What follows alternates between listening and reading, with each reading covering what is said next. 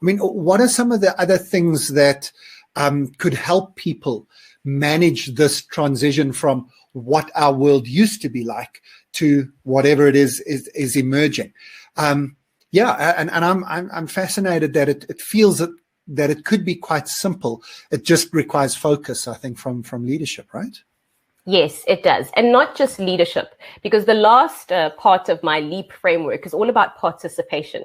So how do we put skin in the game? How do we make sure that we get fully involved and rally behind our new narrative as we go into 2021 and the rest of the 2020s, which are a decade of disruption entirely. And we can't just isolate 2020, as you said before. So I think that the one thing that I want to encourage teams to do, and as we all sit on this call, is to understand first that change happens better when we sort of socialize around the change. So there was a study that was done at Colorado State University, and they found that one of the biggest things that actually influenced change, or one of the biggest variables around why people change, is because the people around them that are closest to them have made a change that they want to change. So one of the experiments or the studies that they did was that they looked into those hotel rooms, and sometimes in the hotel room they ask you to either leave your towel on the bed if you've used it, or do a certain little minor behavior or habit change that can be actually quite difficult because you're so used to doing things in a different way.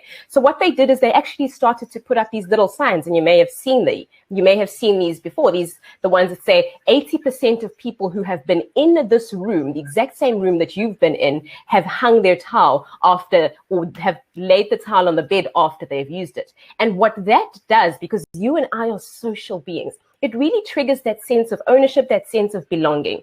Because at the end of the day, nobody doesn't want to be a part of something that's moving ahead, moving forward, going towards a new direction. We all want to belong. But a lot of the time what happens is that individuals that resist any kind of transition is because they don't see where it's going, or there is this misalignment, if you can call it that, between where they see themselves going in terms of their own vision and then where they see the organization going. So this is where I usually like to say organizations must start. Really start to understand where your people see themselves going. And are you speaking to that?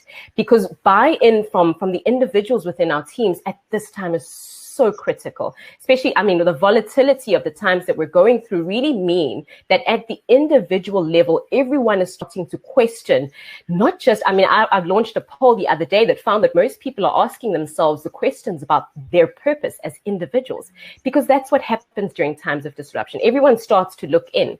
And if you as a business wanting everyone to transition are failing to encourage them to look in, but you're also not looking into them, then there's this consistent disconnect where they feel like you're talking at them and they're not marrying those two and then walking with everyone forward. So there are a good few rituals that teams can create. Anything around the laptop or the mornings that we spend, whether it's a coffee on a certain day, maybe we have a 10-minute check-in, those types of things start to become consistent rituals that anchor people into the moment, anchor people into where they're going, and build these kind of virtual or even hybrid cultures around the work that we're doing.